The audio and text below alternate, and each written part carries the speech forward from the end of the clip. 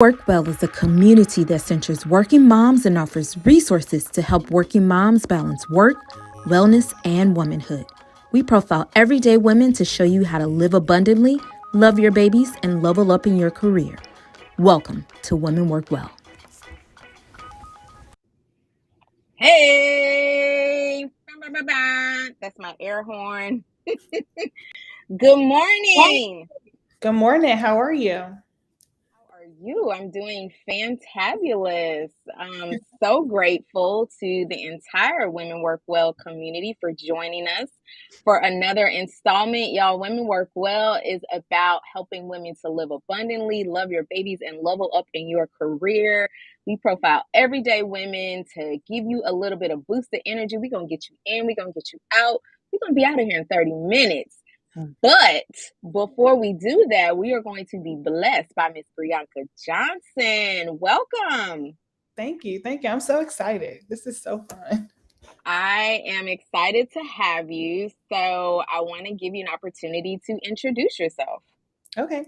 Hey, y'all. I am Brianca Johnson. I am a marketing strategist and educator, and I help online entrepreneurs package their expertise into sellable offers, automate their marketing, and plan profitable launches. Did y'all hear that elevator speech? It was like 1, 2, 3 to help you remember. Okay, so let's see here. You are from St. Louis. Yes. Born and Okay, let me raised. see. All right, let me see. Hold on. Emos or Pizza Hut? It's emos, 100%. Like, this is not even Okay, a question. but this is a test. Okay, this is a test of your St. Louis hood. Okay. Okay, who do you root for in baseball? The Cardinals. Okay. Let me see. Everybody may not get this, but I'm gonna ask it anyway. Nelly or Chingy? It's always Nelly for me. I'm from the loop. Finish the You know, sentence. run them down. Awesome. Totally appreciate you being here.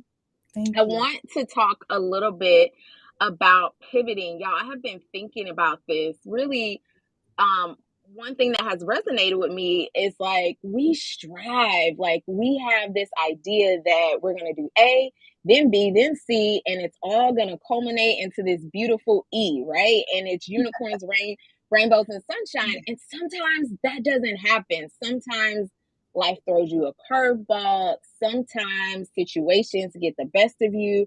And so sometimes you gotta pivot. If I have any friends, fans, y'all remember the couch and trying to get it down the steps, pivot, right? And it's this idea of shifting courses and being okay with that. Brianca, for you, what is pivoting mean, and why is it so important? Yeah, I feel like my life is one big me having to pivot. I think that it's important to be able to have a plan, but to be able to redirect if that plan is not working or not going the way that you want. Like to be nimble and resilient, right? Like to be able to kind of like take the punches and like roll with them and keep going. And that's one thing that I have worked very hard, very hard in my life to be okay with because I am a very planned person. I do ultimately live in the world of rainbows and sunshine. And in my world, everything goes according to plan. We do not deviate. But I have had to learn that it's okay. You know, it's okay to pivot. It's okay to make a change ultimately for the better. Okay, so what do you say for that person who's like balled up in a corner and is like, I can't pivot. Like I have this has to be. What do you say to that person? Yeah, I see you. I was you. I was you in 2018. But I will say that if you are balled up in a corner about your plan not working, then it's time to pivot. And if you don't, Mm. and if you don't, you will you will succumb to like the doubt, to the fear, to the frustration. Like you will really start to wonder if your vision all along was what you were blessed with, like what God wants for you. And you never want to feel like that. And I also believe that God meets you in a pivot. Like I 100% believe that every single time I have had to pivot, it has been for the betterment of myself. God has met me there, and my life was ultimately changed in the best Okay, way. okay, take us to church. All right, now tell us what you were expecting, what actually happened, and then tell us about your pivot. Whew, okay. So the very first like big one that I can think of is in 2018. Well, in December of 2017, I graduated from Webster University with my master's in marketing and advertising communications. Now, from the time I had enrolled to get my bachelor's, my goal was to be the chief marketing officer for Target. So my entire vision was I'm not going to be an entrepreneur. I am not doing that at all. I'm going to secure my check in my 401k. I'm going to climb the corporate ladder, and I'm going to like walk around in power suits and like kill it out here. Olivia Pope, okay? Period. Listen, that was Yes. me. Okay. Then in 2018, I'm like, okay, the only way this can work is I have to leave St. Louis. So I pack up my apartment. I moved back home to live with my mom in her basement in the hood of St. Louis. And I had vowed that I would never come back. So I'm down there or I'm living there or whatever, and I'm applying for jobs. I must have applied for over 1,000 jobs.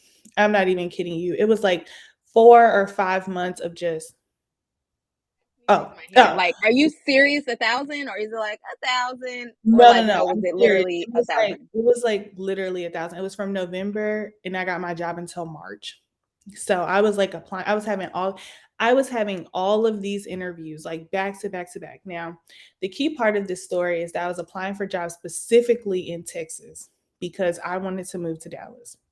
So I was not applying for jobs anywhere else. I was getting none of these jobs. I fell into a major depression, and I was Mm, like, I'm not valuable. Like, I'm not good. Apparently, I'm not good at what I do. My results don't mm. matter. This whole thing. And so I like prayed about it. And God was like, ask your community, ask your village for support. So I did. I wrote on Facebook and I was like, y'all listen, I need a new job. Somebody help me. And one of my friends replied to the post and was like, would you be interested in taking a role in Atlanta?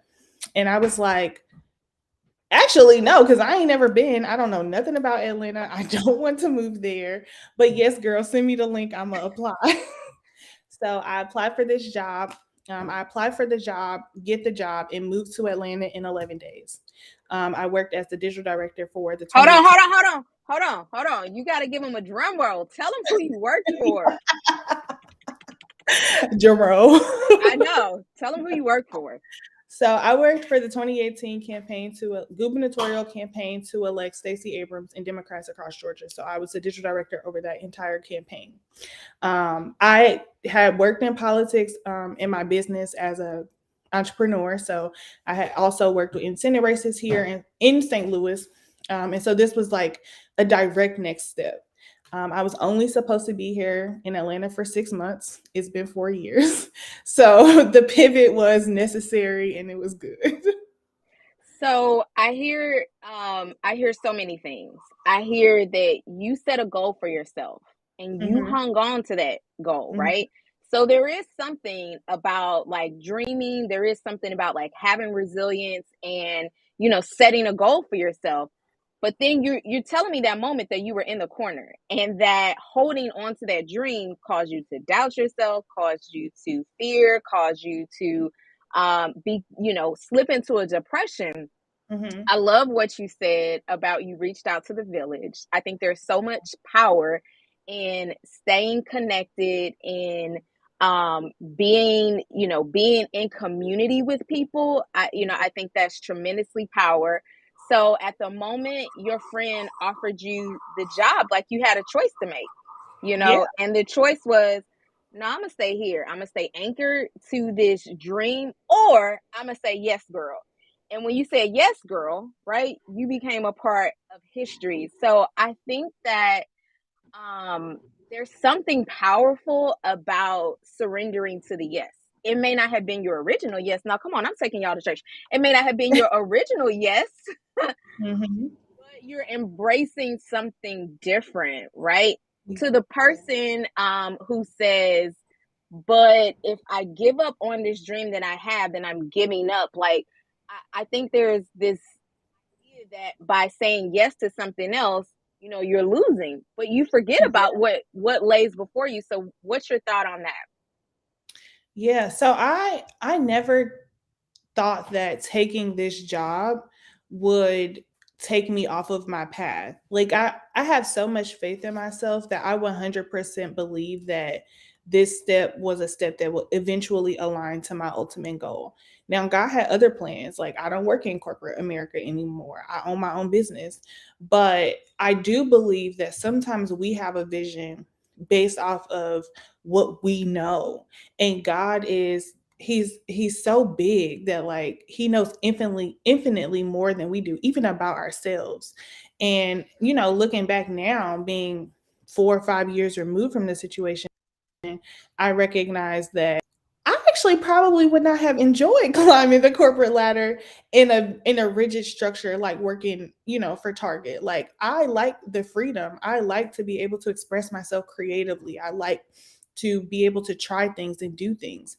And so you know, I think that there's so much bigger for you if you trust God.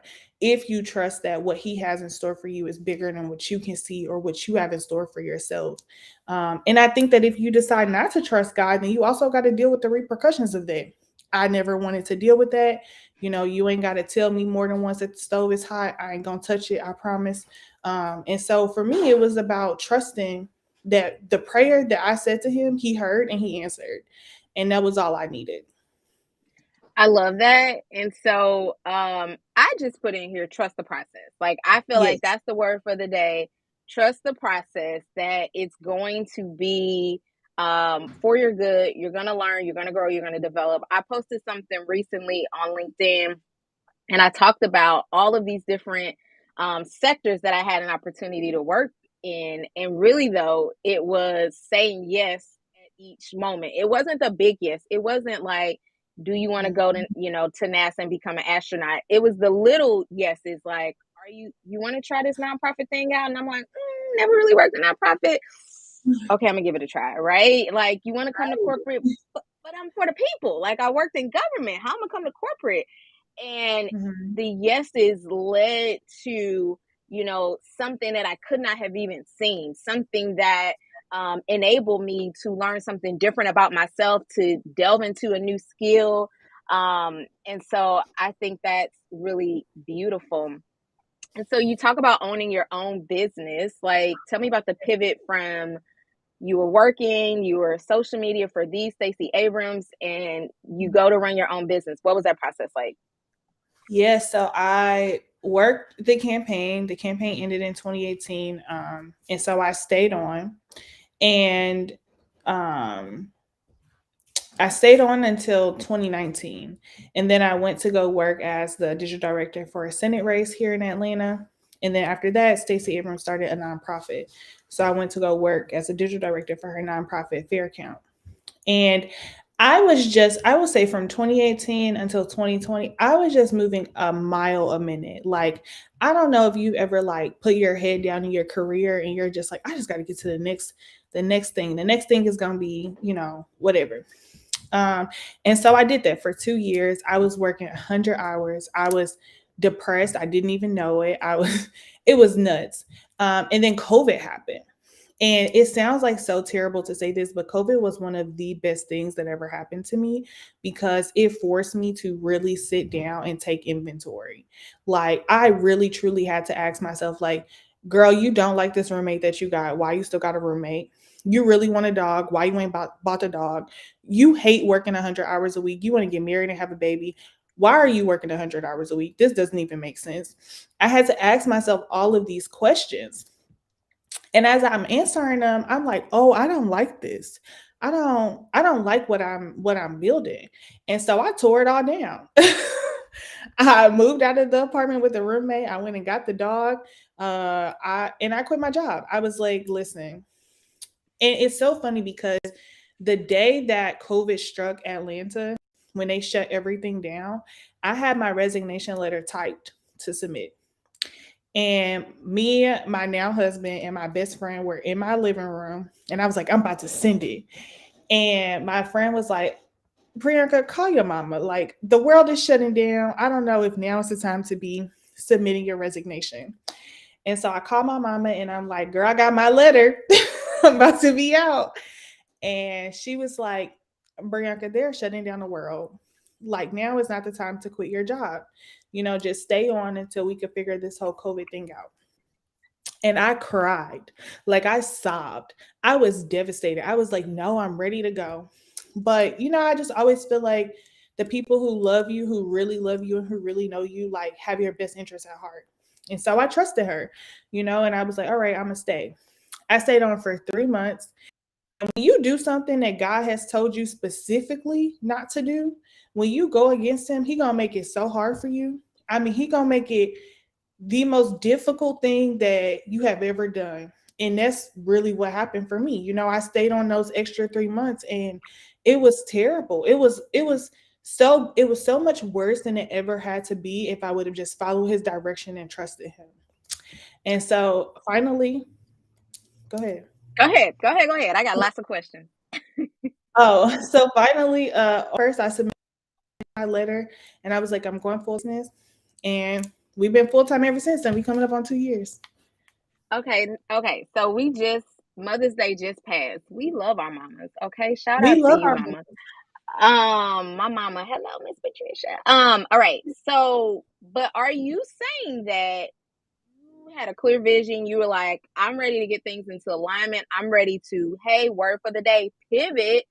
And then you Mm-hmm. talk to mama, and mama's like, no, not today. Not Yeah. today, Satan. And you didn't do it. And as a result, right, things were tough for you. You weren't fulfilled, and it came back around, and you still had to make the difficult choice. So are you saying in this instance only, Mm-hmm. maybe mama's advice wasn't the thing? Yeah. Because you can't say nothing bad about mama, but No.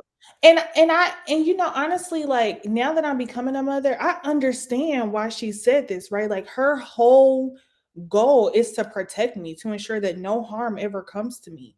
And that's coming from her vision of what she sees in my life.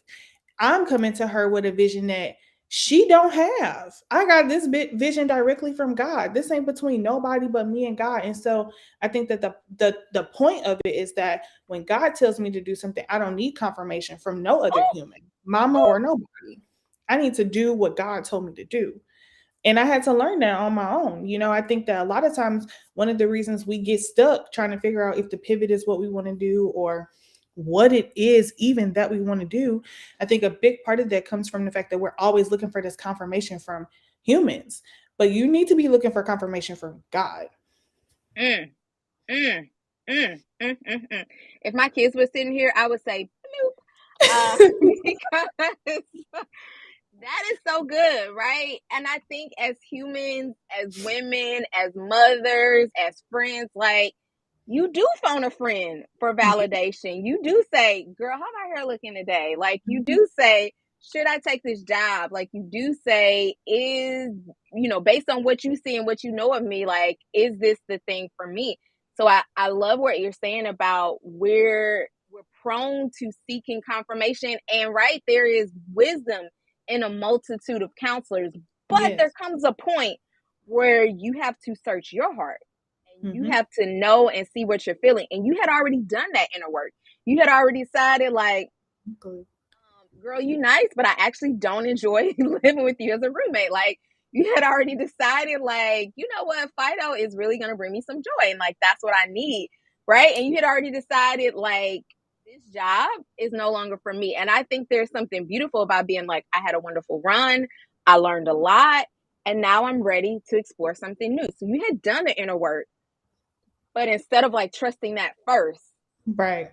you look to other folks. So, what do you say to somebody who's like, I know I need to make a jump, but I'm kind of scared. I don't know what to do. And that's all I've done is look for Mhm. validation. Like, what do you say to those people? Yeah, I think that the first part is like one of the things you said to me early on the call was like, I know there's some inner work that needs to be done.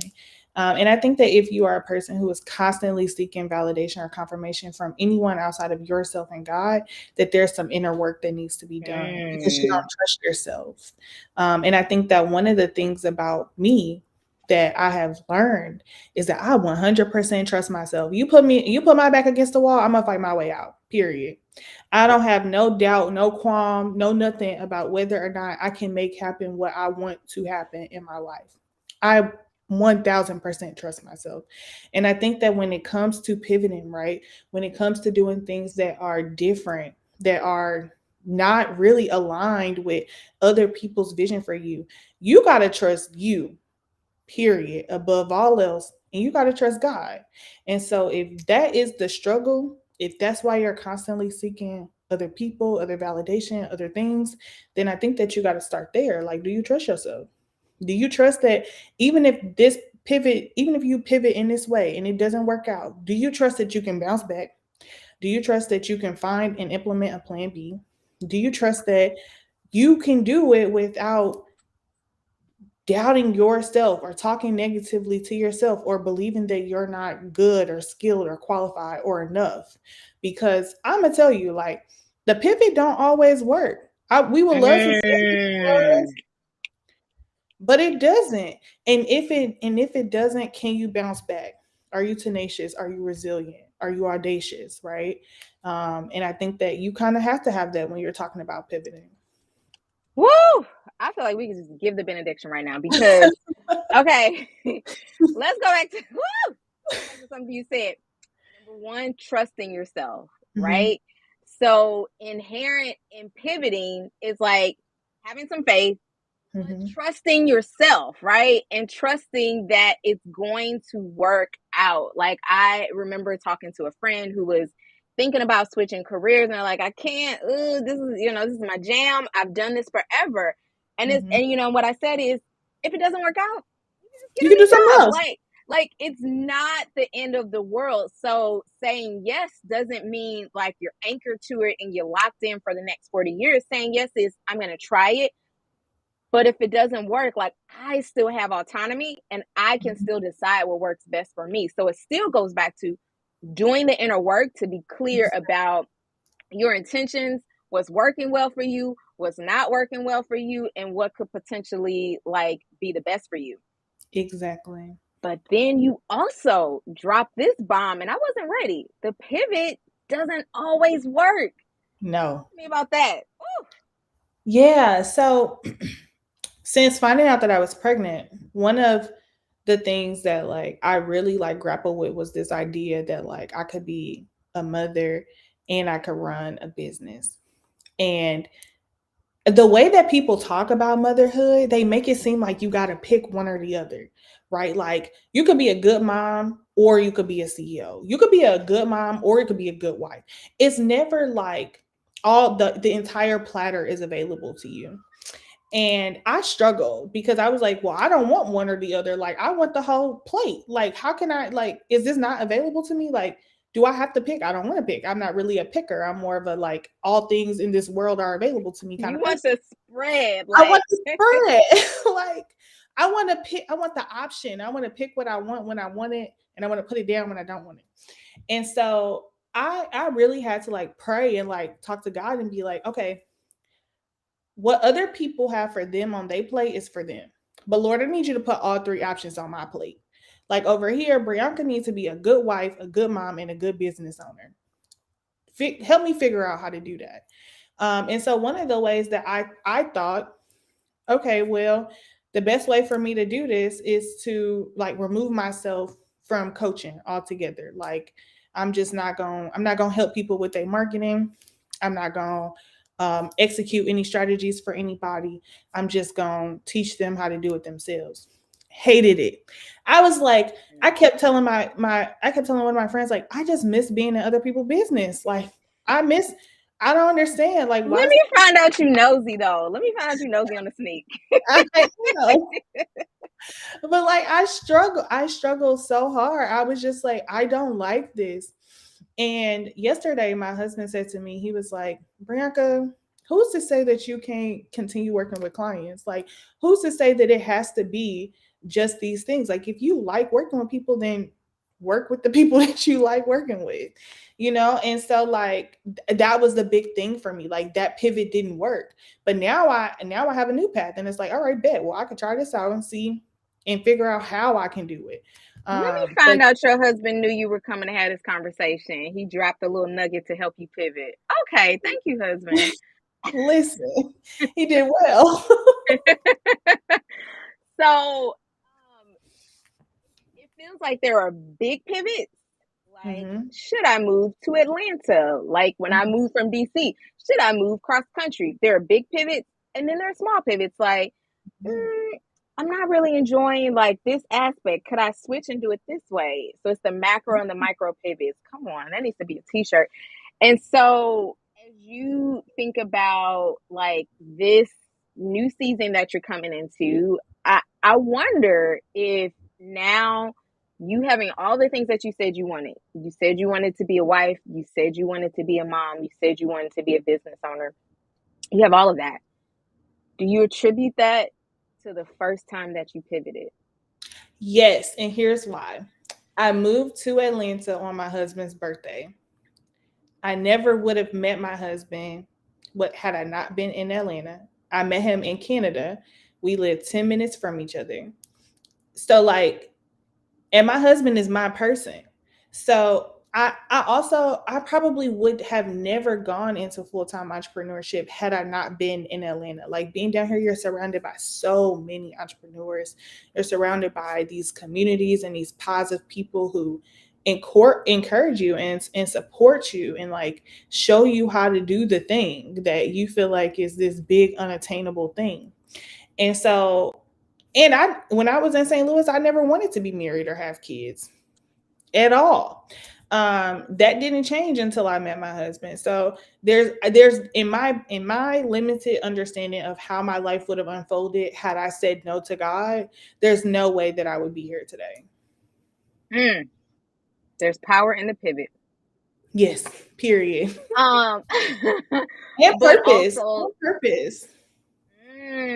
So do you feel like by saying yes, by being open to something new, like you discover something new about yourself or maybe something new that you are capable of?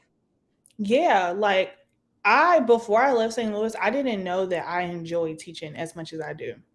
Like, I love to teach. Nothing gives me a greater joy than literally help someone understand something that comes so easily to me and watching it click for them. And I wouldn't have discovered that had I not been full-time in my business, or had I not worked on the campaign, or had I not gone full-time in my business. Okay, Erica has it right here, and I feel like we're going to end on this note.